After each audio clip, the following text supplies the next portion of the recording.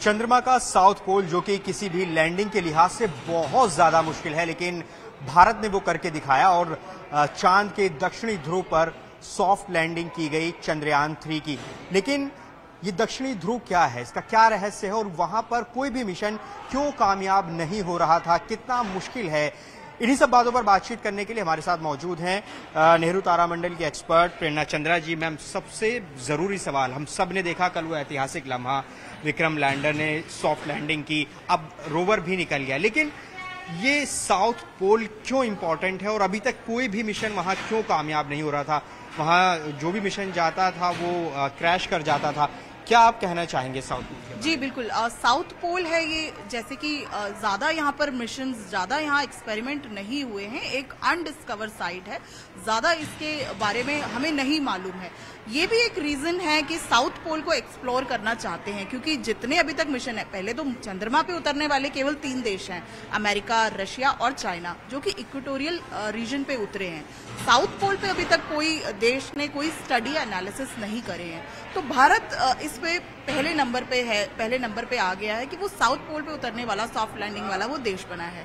अब south pole ही क्यों? क्योंकि साउथ पोल में जो है वो सूर्य का प्रकाश जो है बहुत ही कम है, बहुत ही कम वहां तक पहुंचता है। तो वहां पर जो गड्ढे हैं, जो क्रेटर्स हैं चंद्रमा के, उनमें पानी होने की संभावना हमारे ऑर्बिटर ने जो हमें इसके ट्रेसेस बताए थे, जिसकी वजह से चंद्रयान 3 में उस पानी को भी एनालिसिस करने के पेलोड्स दिए गए हैं कि वो पानी कितना योग्य है, मतलब वो बर्फ के फॉर्म में जो पानी है, क्या हम उसको इस्तेमाल में ला सकते हैं, वो हैबिटेबल लाइफ के लिए कितना सस्टेनेबल है। साथ ही साथ ये रीजन जो कि ज्यादा इस पे अध्ययन नहीं हुआ है, वहां पर बहुत से ऐसे मिनरल्स हैं जो हमें आगे आने वाले समय में बहुत ही एनर्जी के लिए इस्तेमाल में लाए जा सकते हैं। ऐसी गैस उपलब्ध है उस वातावरण के अंदर, जैसे हीलियम जैसी गैस है, जो फ्यूचर है, जिसमें हम एनर्जी के लिए हम प्रयोग में ला सकते हैं। तो इस तरीके के जो खनिज की उपलब्धि है वो इस साउथ पोल को बहुत ही यूनिक बनाती है। मैम, अभी तक बहुत बड़े बड़े देश साउथ पोल पर लैंड नहीं कर पाए थे, सॉफ्ट लैंड। भारत पहला देश बना है, तो क्या कुछ साउथ पोल पे क्या ऐसी चीज है कि वहां पर लैंड ही नहीं कर पाता था कोई भी मिशन और क्रैश हो जाता था? मुश्किल है वो बहुत, जो वो सतह है, वो हिस्सा चांद का कितना मुश्किल? जी, साउथ पोल जो कि बहुत ही एक अनआइडेंटिफाइड है, हमारे पास आंकड़े उपलब्ध नहीं है कि उसका एनालिसिस कर सके, जबकि ऑर्बिटर ने हमें वहां जो हमें ट्रेसेस दिए थे अपने चंद्रयान 1 में और चंद्रयान 2 में हमारा ऑर्बिटर काम कर रहा था, उससे मालूम पड़ा था कि वहां गड्ढे जो हैं वो बहुत बड़े, मतलब रीजन जो है वो बहुत ही अनडिस्कवर्ड है, साथ ही साथ बहुत ही कठिन है। तो एक बहुत बड़ी चुनौती थी ये चंद्रयान 3 के लिए उस सतह पर उतरना। आगे आने वाले समय में बाकी देशों के लिए आसानी होगी, क्योंकि चंद्रयान 3 जिस तरह के एनालिसिस वहां पर करेगा, वो डेफिनेटली इस एरिया को बेहतर एक्सप्लोर करने में, बेहतर समझने में मदद करेंगे। हम एक और चीज, जो ये प्रज्ञान रोवर है, अब ये भी एक्टिवेट हो चुका है, लेकिन चंद्रयान 2, क्या ये रोवर चंद्रयान 2 के बारे में कोई जानकारी जुटा पाएगा? क्या ये उसको तलाश कर पाएगा? क्योंकि हमने देखा चंद्रयान 2 सफल नहीं हो पाया था, क्रैश हो गया। क्या आप कहना चाहेंगे, क्या ये ढूंढने की इसमें अभी क्षमता है, क्या ढूंढ पाएगा? हाँ, क्योंकि उसके ट्रेसेस, जो चंद्रयान हमारा 2 विफल रहा था, उसके ट्रेसेस का पता तो अमेरिका की जो एजेंसी है, स्पेस एजेंसी नासा के जो प्रोब्स हैं वहां पर, उन्होंने भी उसके ट्रेसेस बताए थे कि वो वहां पर है। क्योंकि हमारा प्रज्ञान जो है वो अलग तरीके के एक्सपेरिमेंट करेगा वहां पर, बेसिकली ये कॉम्पोजिशन, मिनरोलॉजी, वहां का वातावरण, इन जैसे एक्सपेरिमेंट करेगा, और प्रज्ञान का दायरा जो है वो बहुत ही सीमित दायरा रहेगा। तो ऐसा नहीं है कि ये पूरे एरिया में चलकर एक्सप्लोर कर सकता है, ये विक्रम से एक सुनिश्चित दूरी पे 500 मीटर के दायरे पे जो है घूमेगा। तो ये मुझे नहीं पता कि वो चंद्रयान 2 के ट्रेसेस को ढूंढ पाएगा या नहीं ढूंढ पाएगा, बट जो आंकलन हमारा प्रज्ञान करेगा वो डेफिनेटली यूनिक होंगे और आगे आने वाले समय में हमारे अध्ययन के लिए, मतलब हमारे अनुसंधान के लिए बहुत ही प्रयोग में लाए जाएंगे। मैम, मुझे बहुत ज़्यादा जानकारी विज्ञान की नहीं है, लेकिन अब जब ये चंद्रयान 3 जा रहा था तो चंद्रयान 2 से भी इसका संपर्क हुआ था, इसरो ने भी वो जानकारी दी थी, लेकिन क्या जो लैंडर था चंद्रयान 2 का, उससे किसी तरह की कोई कनेक्शन की कोई गुंजाइश बची? हालांकि वहाँ का जो तापमान है, आपने बताया कि -200 डिग्री तक वो चला जाता है जब वहाँ पर रात होती है, तो क्या कोई चांसेस हो सकते हैं कि ये प्रज्ञान रोवर वहाँ पर कुछ कुछ अवशेष का पता लगा पाए चंद्रयान 2 के?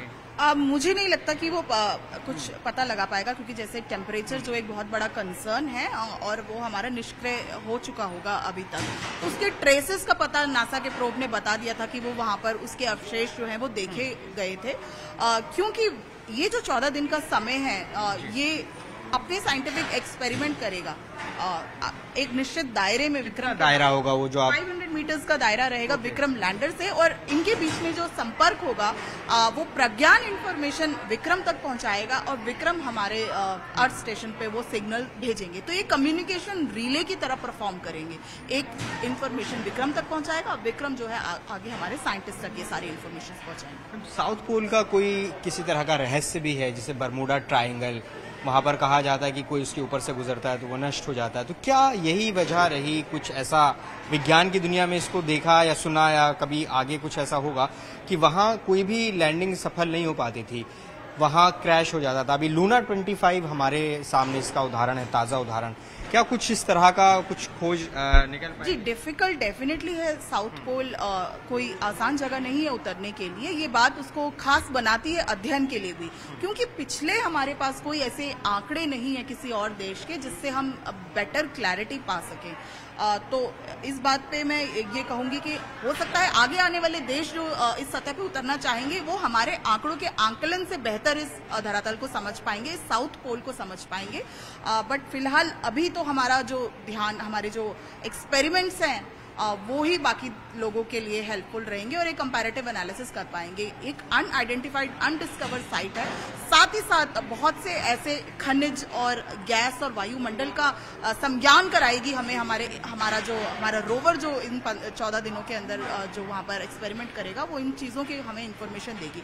तो ये सभी के लिए अभी एक रहस्य बना हुआ है और ये आगे आने वाले 14 दिन हमें एक एक दिन जो है हमें रहस्यों से आगे, जब इसरो इस पे एक ऑफिशियल रिपोर्ट देगा तब हमें भी उसके रहस्यों का मालूम पता चलेगा। अभी तो वो सॉफ्ट लैंडिंग करने वाला भारत पहला देश है, यानी कि जो अब रहस्य बना हुआ है किसी भी चीज का, क्योंकि चांद को लेकर अलग अलग कहानियां हमने सुनी है, तो अब वो उसके बारे में सटीक जानकारी ये रोवर हमें पहुंचाएगा, यही हम कह सकते हैं? जी बिल्कुल। चांद के इस सतह की, साउथ पोल के रहस्य अब चंद्रयान 3 के द्वारा हमें पता चलेंगे कि किस तरीके का वायुमंडल, खनिज, गैस, एटमॉस्फेयर जैसा वहां का जो वातावरण है उनको समझने में हमें एक बेहतर अंडरस्टैंडिंग मिलेगी। बहुत शुक्रिया प्रेरणा चंद्रा जी, जो कि बता रही थी कि साउथ पोल पर लैंडिंग कितनी मुश्किल है।